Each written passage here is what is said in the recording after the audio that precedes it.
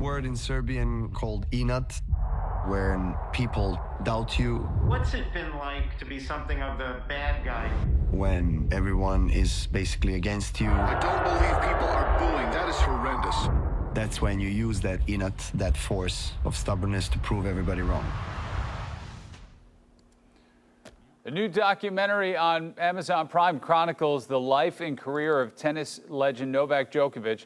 The Wolf in Winter shares an intimate and vulnerable look into the mind of the 24-time Grand Slam champion. It was directed by Jason Hare, who did the Bulls docuseries The Last Dance, and he joins us this morning. Hey, Jason. Yep. Good to see you. Good morning. Hey, how you doing? I'm doing all right. Novak Djokovic has got, I mean, you see now he's still a guy who has a really great sense of humor, but when he came on the tour many years ago, he seemed to lean into that a lot more, kind of the funny kid, the clown maybe, and talk about the evolution of him from the start of his career to where he is now, just from a personality standpoint. Well, he came on as a 17-year-old kid playing in his first major at 17, and he had the frosted tips, and he looked like he was straight out of high school, because he was. And you have Roger and Rafa, who are the co-kings of tennis at that point. And he was more known in his early career for impersonations of other players and just kind of being a goofball on the court. But he also had this competitive streak and this intensity streak that showed signs very early in his career of what he was going to become later. How did his early life, I mean, this is a guy who grew up in Serbia during a war. How did that influence his personality? I mean, I guess you talk about especially that funny side of him. And it wouldn't seem to me to be the kind of place that would be the birthplace of the greatest tennis player of all time. It's a side of him that came out on the court, because really tennis is the only place where he ever felt comfortable. This is a kid who literally was practicing with fighter jets flying overhead during bomb raids, and was sent off to go to a German tennis academy when he was 12 years old by his dad, who told him and the rest of his family, "We have $10 left to our name, so you have to come home a champion or else the family is finished." So when he goes onto the tennis court, that's when he gets to express himself, and that sometimes that comes out in a funny way, and sometimes it's not so funny with Novak.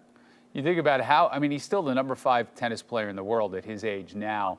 I mean, I got to imagine there are a few guys that can have the psyche to do that, and the mental toughness. It's clear where that came from, though. Yeah, I mean, he was forced to be an adult and kind of leave his childhood behind far earlier than most of us are lucky enough to say.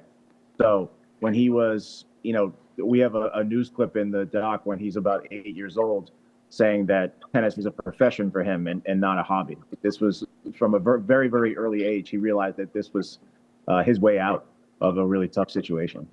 What was the turning point for him in his career where he started to embrace, I guess for lack of a better word, that villain role? Yep. You said when was that? Yeah, when did that start to happen? When did that progression happen? I think when he started to threaten Roger and Rafa, when it wasn't funny anymore, it wasn't a joke. He was actually winning majors and creeping up on the major totals that they have.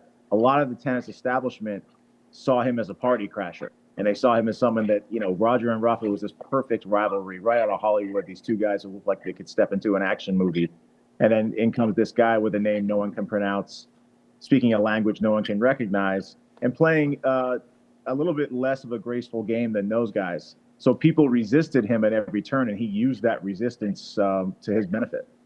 He's asked about retirement a lot, how much longer he's going to play. I'm reading that he didn't really want to talk to you about it and didn't really want that as part of this documentary. Why did he change his mind? About talking about it? Yeah. That's just the push and pull that we've been going through for the last couple of years. It's kind of the state of documentaries now about high-profile athletes, that they're going to want to control their story. If they have a director who comes in and has some experience, the director's going to want to tell their version of the story. So what I was saying to Novak is, listen, I know you're sick of talking about this, and I know it must be annoying because you're making the finals of just about every major that you play in to have to answer retirement questions. But you should think of it as a compliment. It's not that people want you to go. It's not that they're sick of you. It's that they're amazed that a 39-year-old is still doing this, and they wonder when is going to be enough for you. Did he indicate how much longer that would be? I don't see him stopping anytime soon. I don't think that he will stop if he wins his 25th major. I don't think he would stop if he won gold in 2028 in LA. I don't think he would stop if he won a doubles Grand Slam championship with his son, who's quite the tennis player himself. So as long as he can do it, as long as his body can do it, he loves the game so much and he loves competing so much. I don't see why he would stop anytime soon.